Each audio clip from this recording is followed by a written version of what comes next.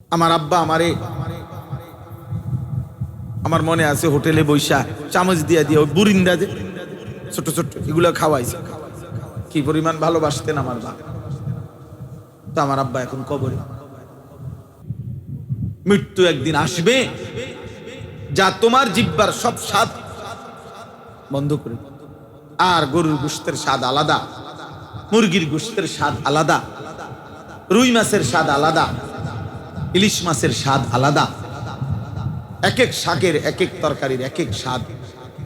এই ছোট্ট একটা জিহ্বা এক মহান মালিক কি পরিমাণ ভাবে সেটিং করে দিয়েছেন, যা লক্ষ আইটেমের খাবারও ভিন্ন ভিন্ন স্বাদ বলে দেয়।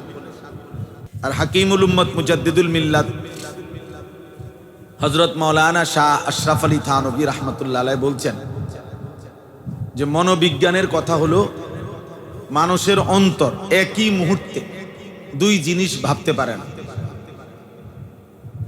অর্থাৎ এই মুহূর্তে যদি আমার দিলের মধ্যে মোবাইলটা নিয়েই ভাবনা আসে, তাহলে আর আমার নিজের ভাবনা আসবে না, নিজের ভাবনা তৈরি হবে। অথচ কেউ যদি নিজের দিল দিয়ে আল্লাহর কথা মনোযোগ দিয়ে শুনে, নিজের জন্য শুনে, অনেক সময় মানুষের মধ্যে অনুভূতি জাগে, হঠাৎ করে দিলের মধ্যে কম্পন তৈরি হয় এবং আল্লাহ তাআলার দয়ায় হতে পারে এই হঠাৎ এই শুনবার দ্বারা তার জিন্দেগি বদলায়।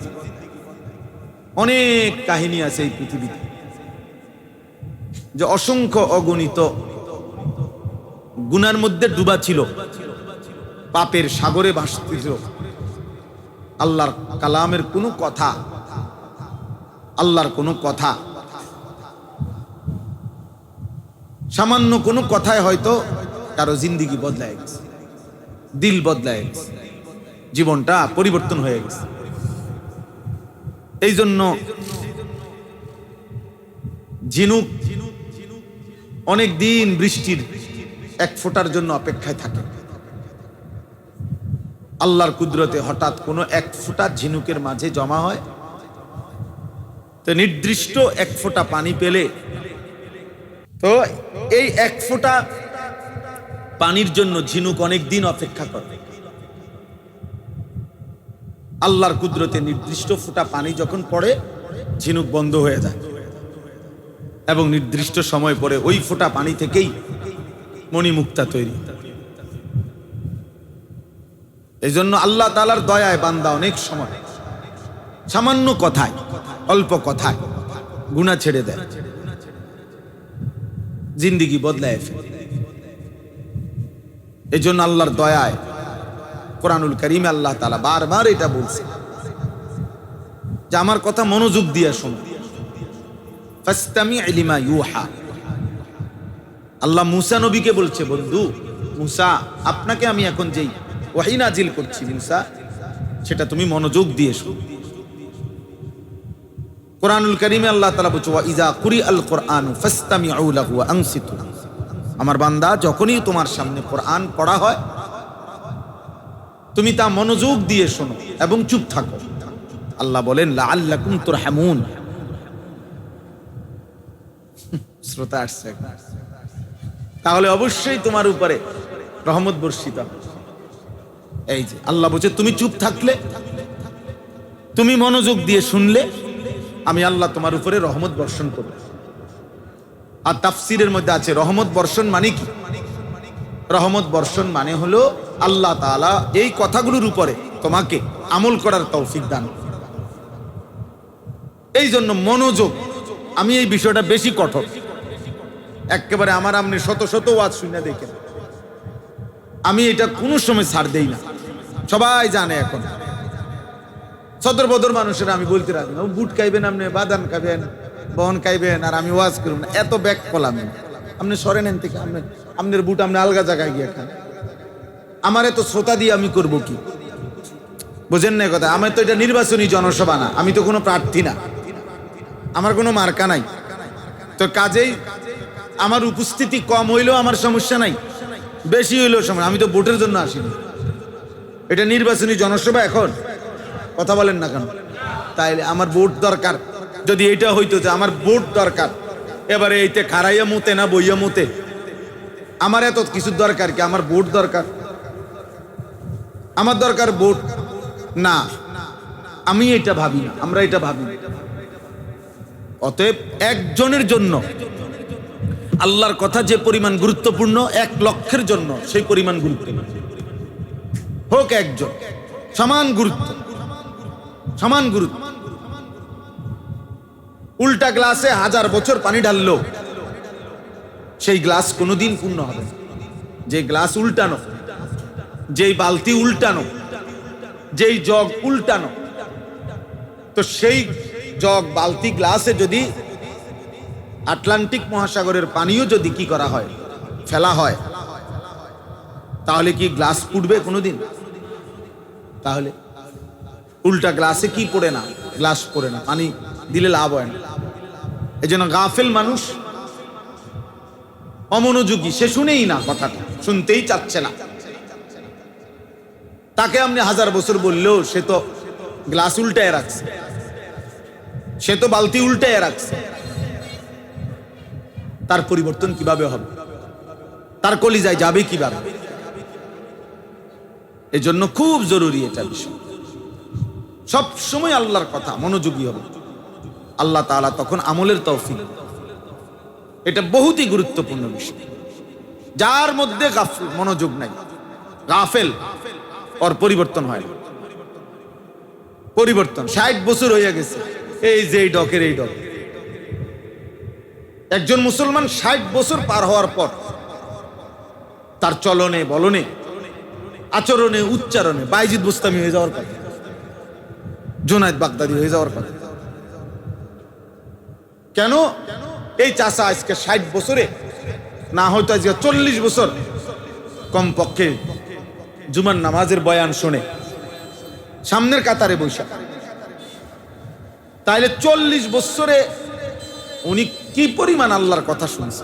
শুধু শুক্রবারের বয়ানটা খেয়াল করেন, 1 বছরে মোট 52টা জুমা, 52টা জুমা। তাহলে 52 বার সে আল্লাহর কথা শুনছে। প্রত্যেক জুমায় যদি 1 ঘন্টা বয়ান হয়, তাহলে 52 সপ্তাহ, এভাবে 40 বছর। এরপরেও ওমা চাচা স্বাভাবিকভাবে বিড়ি খায়, সিগারেট খায়, আগের মতোই চা দোকানে প্রত্যেক দিন টেলিভিশন দেখে, নাচ গান দেখে, নাটক সিনেমা দেখে, নর্তকীর ছবি দেখে। তাহলে এটা কি ধরনের বুড়া বলেন? এই বুড়াটা কি ধরনের বুড়া হইল? এখনো প্রত্যেক দিন 60 বছর হয়ে গেছে, কথা কইলে গালি দেয়, আক করলে গালি ছাড়া কথা কই তারা। এরম অসভ্য মানুষ 60 বছরও যার আখলাক বদলায় নাই, এটা কি ধরনের মানুষ বলে? এখনো সুদ লয়, এখনো কিস্তি নেয়, তাহলে সে গুনাহ ছাড়বে কখন? উনি বুঝবে কখন? ওই চাচা বুঝবে কখন?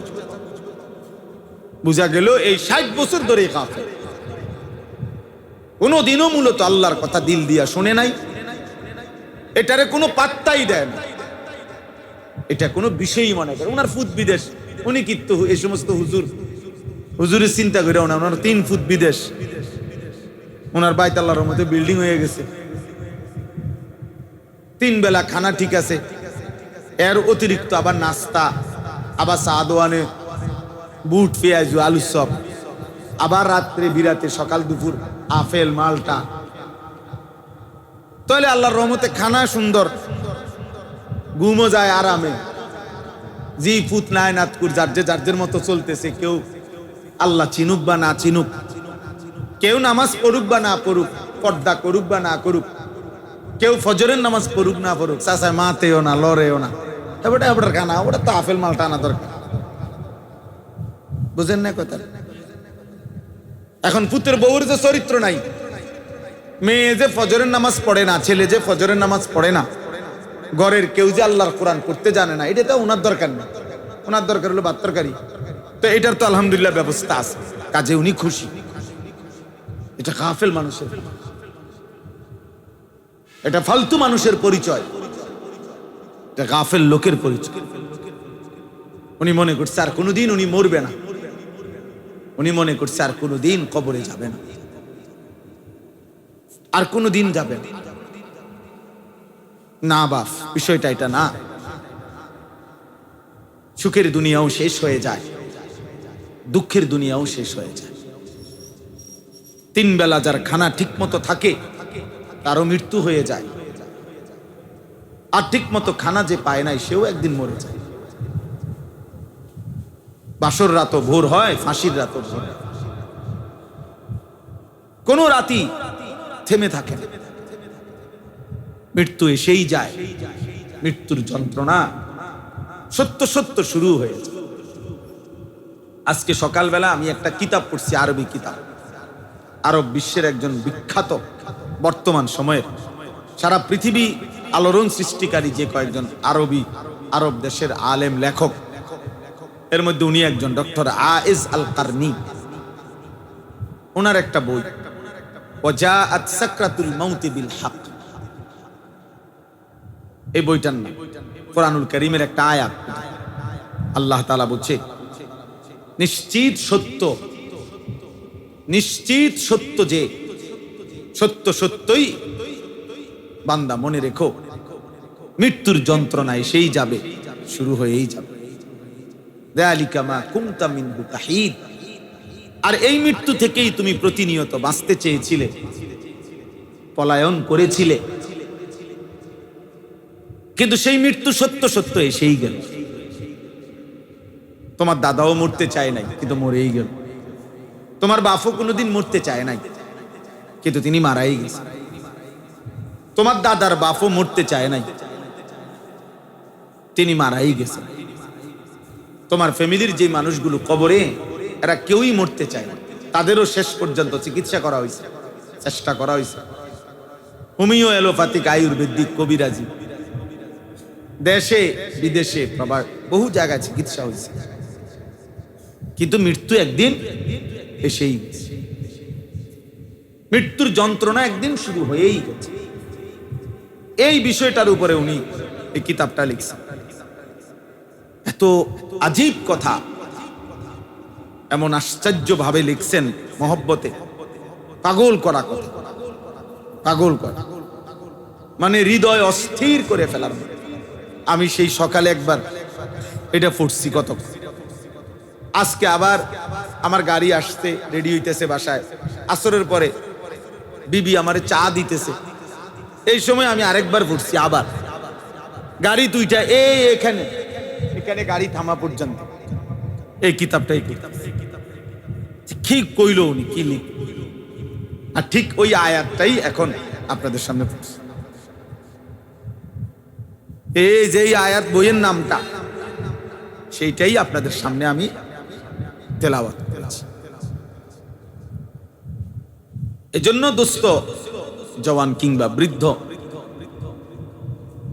ছেলেরা, তোমাদেরকেও বলি, তালেবে ইলম তোমাদেরকেও বলি, আমাকেও বলি, এক চিরন্তন বাস্তবতা, এক অনিবার্য সত্য, এক চূড়ান্ত সত্যের নাম মৃত্যু। মৃত্যু, যা থেকে পলায়ন করতে, বেঁচে থাকতে সবাই চেয়েছে, কিন্তু কেউ পারে না, কেউ পারে না। প্রতিটা হাসি, প্রতিটা কান্না, প্রতিটা দুঃখ যন্ত্রণা শেষ পর্যন্ত থামায় দিছে মৃত্যু। ওই কিতাবের মধ্যে একটা আশ্চর্য কথা আছে, সবগুলোই আশ্চর্য। ওই কিতাব একজন বিশ্ববিখ্যাত ইসলামের ইতিহাসের খলিফা ছিলেন ওমর ইবনে আব্দুল আজিজ রাহমাতুল্লাহ আলাইহি, জগৎ বিখ্যাত ইসলামের ইতিহাসে। আল্লাহর নবী সাল্লাল্লাহু আলাইহি সাল্লামের 4 খলিফা, আবু বকর, ওমর, উসমান, আলী রিদওয়ানুল্লাহি আলাইহিম আজমাইনের পরে, 4 খলিফার পরে পৃথিবীতে সবচেয়ে বেশি সফল, মুত্তাকি, জনপ্রিয়, পরিচিত, আল্লাহ ভীরু যেই খলিফা ছিলেন মুসলিম বাদশাহ উনি হলেন এই ওমর ইবনে আব্দুল আজিজ। ওনাকে ইসলামের পঞ্চম খলিফা বলা হয়। এলেমে, আমলে, তাকওয়ায়, ফরহেজগারিতে, সর্বগুণে উনি ছিলেন একজন অনন্য, হিম্মতে, সাহসে, সব দিকে। ওনার জীবনী অনেক সুন্দর। ওনার রাত দিন, খেলাফতের পূর্বে যখন খলিফা ছিলেন তখন সব সময় উনি শতভাগ তাকওয়ার উপরে ছিলেন, আল্লাহ ভীতির উপরে ছিলেন। তো ওই কিতাবে লিখছে উনি মাঝে মাঝে কবরস্থানে যাইতেন, আর কবরের দিকে তাকাইয়া তো মৃত্যুকে স্মরণ করতেন আর বলতেন ইয়া মাউতু। শুনেন মনোযোগ দিয়ে, উনি বলতেন ইয়া মাউতু মাযা ফাআলতা বিল আহিব্বা। হে মৃত্যু, হায় তুমি আমার আপনজনদের সাথে কি করলা। মাযা ফাআলতা বিল আহিব্বা, আমার ভালোবাসার প্রিয় মানুষগুলোর সাথে কি করলা তুমি। সবগুলো মানুষকে আমার থেকে নিয়ে গেলাম। আইনাল আহবাব, আমার বন্ধুরা কোথায়, আমার সাথীরা কোথায়। এই নিজে নিজে বলতেন আমার ভালোবাসার মানুষগুলো কই। আমার আব্বা আমারে, আমার মনে আছে হোটেলে বৈশা চামচ দিয়া দিয়ে ওই বুরিন্দা যে ছোট ছোট এগুলো খাওয়াইছে। কি পরিমাণ ভালোবাসতেন আমার বাবা। তো আমার আব্বা এখন কবরে।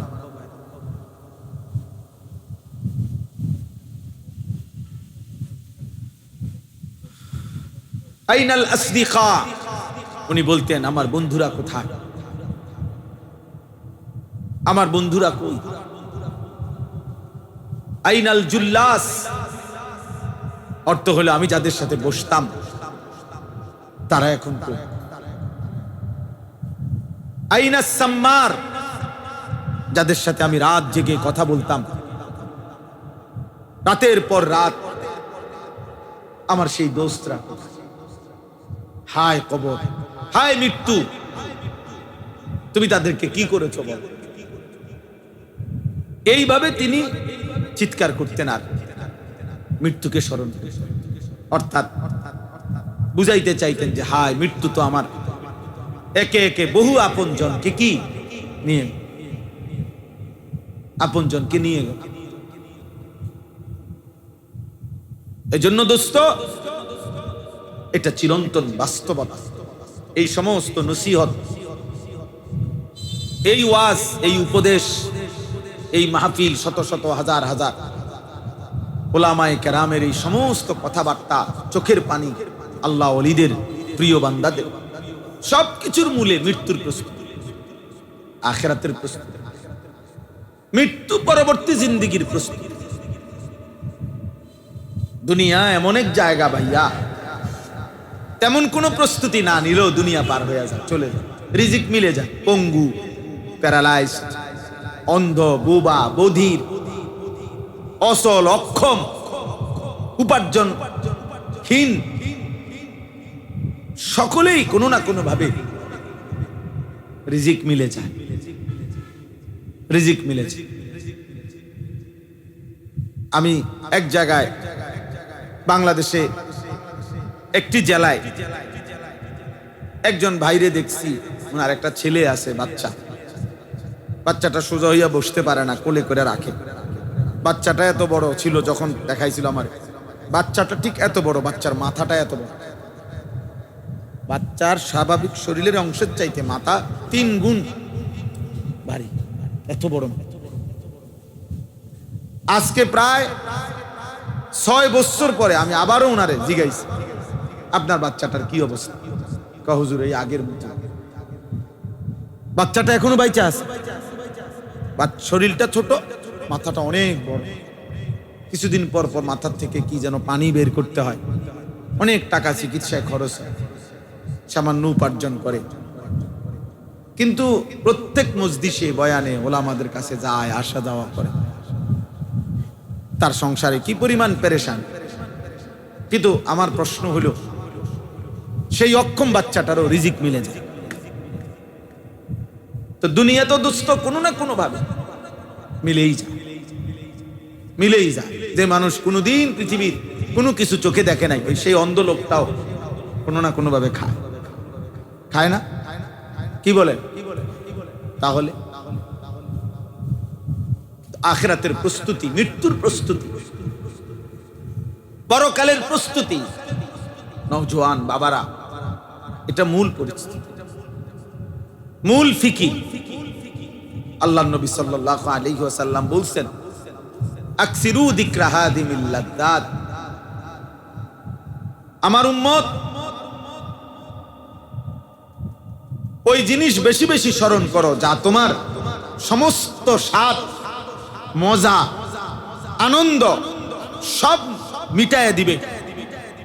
ওই মৃত্যুকে বেশি বেশি স্মরণ। মৃত্যু একদিন আসবে যা তোমার জিহ্বার সব স্বাদ বন্ধ করে দিবে। আর গরুর গোশতের স্বাদ আলাদা, মুরগির গোশতের স্বাদ আলাদা, রুই মাছের স্বাদ আলাদা, ইলিশ মাছের স্বাদ আলাদা, এক এক শাকের, এক এক তরকারির এক এক স্বাদ। এই ছোট্ট একটা জিহ্বা এক মহান মালিক কি পরিমাণ ভাবে সেটিং করে দিয়েছেন, যা লক্ষ আইটেমের খাবারও ভিন্ন ভিন্ন স্বাদ বলে দেয়।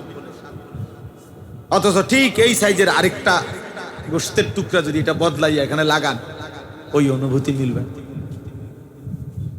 কই এরকমই তো গোশতের টুকরা, আমার এই হাতের গোশত, পায়ের গোশত, সেখানে তো এরকম অনুভব হয়। তো আল্লাহ নবী সাল্লাল্লাহু আলাইহি সাল্লাম বলেন, সব স্বাদ, সব আনন্দ, মজা একদিন মিটিয়ে দেবে, নিশ্চিহ্ন করে দেবে, স্তব্ধ করে দিবে যেই জিনিস, তার নাম মৃত্যু। আকসিরু, আমার উম্মত বেশি বেশি স্মরণ, বেশি বেশি স্মরণ। যত আউলিয়া বুজুর্গ, পীর মাশায়েখ যুগে যুগে ছিলেন, আছে এখনো, প্রত্যেক আউলিয়া মাশায়েখ পীর বুজুর্গরা তাদের মুরিদ, অনুসারী, ভক্তদেরকে যেই সমস্ত আমল দেয়, এই আমলের মধ্যে অন্যতম একটা আমল এটাও যে মৃত্যুর মুরাকাবা। মৃত্যুর মুরাকাবা সব পীরের কাছে, সব আউলিয়ার কাছে মানুষের জীবন সুন্দর হওয়ার জন্য, আল্লাহর ভয় তৈরি হওয়ার জন্য, কবরের ভয় তৈরি হওয়ার জন্য, জাহান্নামের ভয় তৈরি হওয়ার জন্য মৃত্যুর মুরাকাবা মানে মৃত্যুর স্মরণ, এটা একটা কার্যকর পরীক্ষিত একটি পদ্ধতি, একটি পদ্ধতি। আর কোনো কিছুতে এতটা দিল নরম হয় না। রাসূলুল্লাহ সাল্লাল্লাহু আলাইহি ওয়াসাল্লাম এই জন্য বলছেন, কাফা বিল মাউতি ওয়াইজান, ওয়াজের জন্য, নসিহতের জন্য, উপদেশের জন্য মৃত্যুর স্মরণ, মৃত্যুর কথা, এটাই যথেষ্ট। আর লাগবে না। মৃত্যুর স্মরণ করা, মৃত্যুর কথা মনে করিয়ে দেওয়া, এটাই ওয়াজের জন্য যথেষ্ট, যথেষ্ট। তা এই জন্য বললাম, হযরত আব্দুল্লাহ ইবনে আমর ইবনুল আস, আরেকটা উদাহরণ শুনেন, ওই কিতাবে আছে।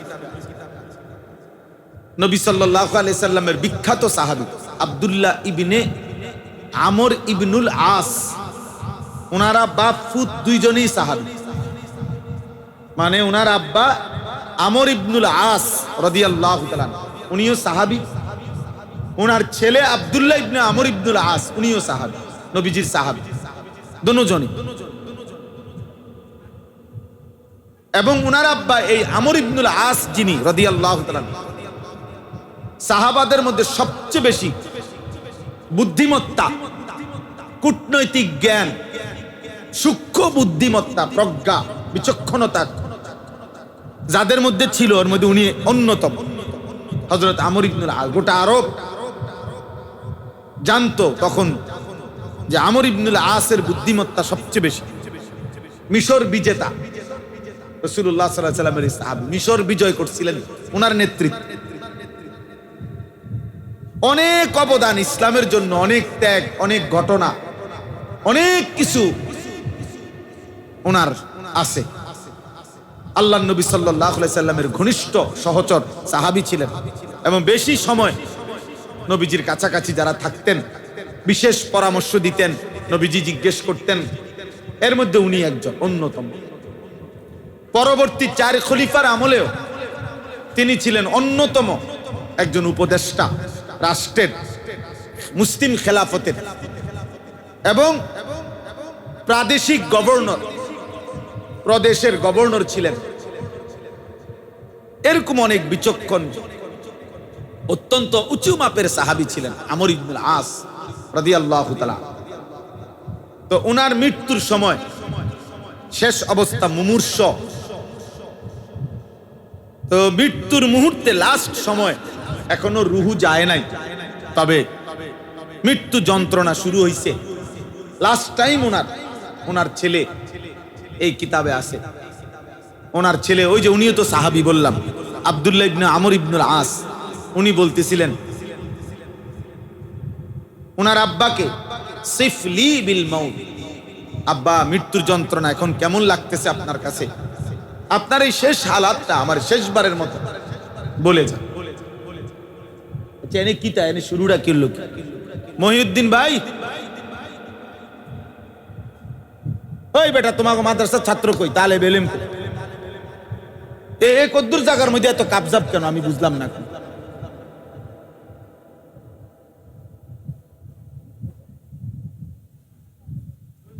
আশ্চর্য কথা, এখানে এটা তো কোনো স্টেশন না, এটা বিজরা বাজার এনেনি, বিজরা বাজার তো হেনে না। হযরত আব্দুল্লাহ ইবনে আমর ইবনুল আস বলতেছেন, আব্বা এই শেষ মুহূর্তে মৃত্যুর অবস্থা, যন্ত্রণা, সাকারাতুল মউত, আরবিতে কোরআনের ভাষায় মৃত্যু যন্ত্রণাকে বলে সাকরাতুল মউত। এইটাই আছে এই আয়াত, আমি শোনাবো আপনাদের। ওয়াজাআত সাকরাতুল মউত, এই শব্দটার নাম কি বলেন? সাকরাতুল মউত, মৃত্যুর যন্ত্রণা। প্রত্যেক মানুষের, একেবারে আল্লাহর সৃষ্টির সমস্ত ইনসানের মৃত্যু যন্ত্রণা। একেবারে তিনি যদি সর্বশ্রেষ্ঠ আউলিয়া হয়, সাইয়্যিদুল আউলিয়া, সাকরাতুল মউত উনারও হবে। আবার সবচেয়ে বড় পাপী উনারও হবে। আমাদের প্রিয় নবী সাল্লাল্লাহু আলাইহি সাল্লাম উনারও সাকরাতুল মউত, এই মৃত্যুর যন্ত্রণা হয়েছে। কিন্তু ওই যে বলে কারো কাছে ঝাল মজাদার, যদিও ঝাল খাইতেছে কিন্তু চোখ দিয়া পানি পড়ে, কিন্তু হে আরো খায়। তাহলে কিন্তু ঝাল তো লাগতেছে, ঠিক কথা বুঝেন নাই? ঝাল লাগতেছে এটা ঠিক, কিন্তু ভর্তা এটা এর কাছে এত মজা লাগতেছে যে চোখ দিয়া পানি পড়ে, কিন্তু হেঁটে এখনো খায়। এরকম আর কেউ তো ঝাল দেখেই না না না না ঝাল ঝাল ঝাল ঝাল, তার কাছেও ঝাল ঝালেই। আর যে খুব মজা করে খাচ্ছে পাচ্ছে, তার কাছেও কি লাগতেছে? তাহলে সাকরাতুল মউত, মৃত্যু যন্ত্রণা হবেই হবে। সাইয়্যিদুর রাসূল আমাদের নবী সাল্লাল্লাহু আলাইহি সাল্লামেরও সাকরাতুল মউত হয়েছে, বিশুদ্ধ হাদিস, একেবারে বুখারী থেকে সব হাদিস। তো ওনার আব্বা যখন এটা বললেন, উনি ওনার আব্বাকে, আব্বা আপনার এই মুহূর্তে শেষ অবস্থায় আপনার মৃত্যুর হালাত কেমন হচ্ছে? এই তখন তিনি বলছেন, আশ্চর্য উদাহরণ দিছে, ইয়া বুনাইয়া, হে আমার প্রিয় সন্তান, কাআন্না জিবালাদ দুনিয়া আলা সাদরি ওয়া ইন্নী আতানাফাসু মিন সাকবিল ইবরা। উনি বলতেছেন, হে আমার প্রিয় সন্তান, আমার মনে হচ্ছে বাবা, এই গোটা পৃথিবীতে দুনিয়াতে যত পাহাড় আছে, আল্লাহর সৃষ্টির যত পাহাড়, সবগুলো পাহাড় যেন একসাথে আমার বুকে চাপ দিয়ে রাখছে। কাআন্না জিবালাদ দুনিয়া আলা সাদরি, যেন দুনিয়ার সব পাহাড় আমার বুকে চাপ দিয়ে রাখছে, চাপ দিয়ে ফেলছে। আর শুনেন, এরপরে তিনি বললেন, হে প্রিয় সন্তান, এই অবস্থায় আমি যেন ওয়া ইন্নী আতানাফাসু মিন সাকবিল ইবরা, একটা সুইয়ের ছিদ্র সুইয়ের ছিদ্র পর্যন্ত না, সুইয়ের ছিদ্র কেন এত বড়? তাহলে একটি সুইয়ের ছিদ্র দিয়ে যেতটুকু জায়গা, আমি যেন এই এতটুকু জায়গায় নিঃশ্বাস নিতেছি। পৃথিবীর সবগুলো পাহাড় যেন আমার বুকে চাপ দিয়ে রাখছে, আর আমি যেন নিঃশ্বাস নিতেছি সুইয়ের ছিদ্র দিয়ে। হায়, উদাহরণ দিছে কেমন! অথচ তিনি জগৎ বিখ্যাত সাহাবী, জগৎ বিখ্যাত সাহাবী তিনি। এজন্য বাপ, এই মাত্র যেটা বললাম,